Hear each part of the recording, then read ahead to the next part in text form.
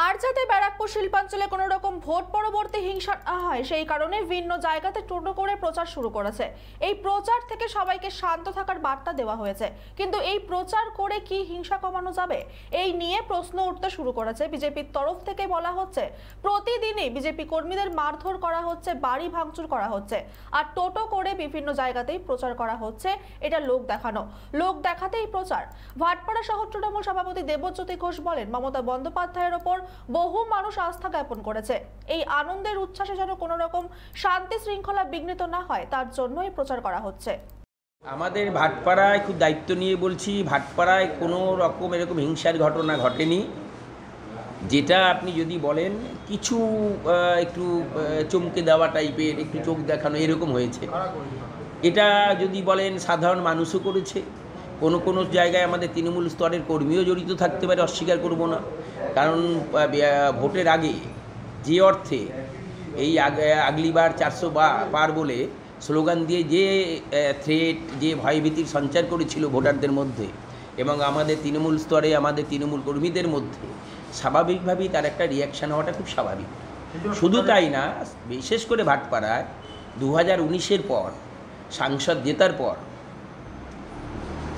ভারতীয় জনতা পার্টির সাংসদ জেতার পর যে হিংসা নামিয়ে এনেছিল ভাটপাড়ার মানুষ কিন্তু এইগুলো ভুলে যায়নি। তারপরও আমরা আমাদের নেত্রী মমতা বন্দ্যোপাধ্যায় এবং সেনাপতি অভিষেক বন্দ্যোপাধ্যায়ের নির্দেশে আমরা ভাটপাড়া বিধানসভায় কোনো রকম শান্তি শৃঙ্খলা বিঘ্নিত হতে দেব না। আমরা বারবার আমাদের দলীয় নেতৃত্ব এবং দলের কর্মীদের বারবার সতর্ক করেছি, বারবার বার্তা পাঠিয়েছি। তা সত্ত্বেও আমরা গতকাল এবং আজকে টোটো অটো ঘোরাচ্ছি সব জায়গায়, যাতে এখানে অনেকগুলো অ্যাঙ্গেল আছে দেখবেন।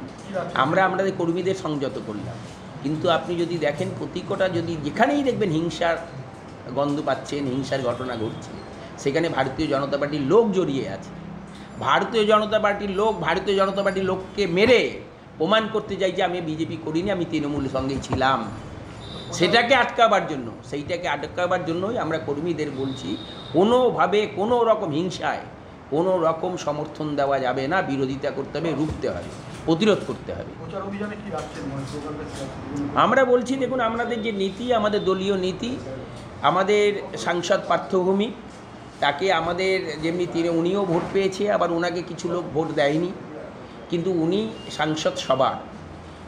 পার্থভূমি যাদের ভোট পেয়েছে এবং যাদের ভোট পায়নি সবার প্রতি উনি দায়বদ্ধ। আমাদের মমতা বন্দ্যোপাধ্যায়ের নেতৃত্বে যে সরকার চলছে, তা সেই উন্নয়নকে তৃণমূল স্তরে প্রতিটা মানুষের কাছে পৌঁছে দেওয়া আমাদের দায়িত্ব এবং কর্তব্য। এর বাইরে আমাদের কোনো কাজ নেই। ভাটপাড়া থেকে হিমাদ্রি শেখর ভট্টর রিপোর্ট, চ্যানেল 24/7।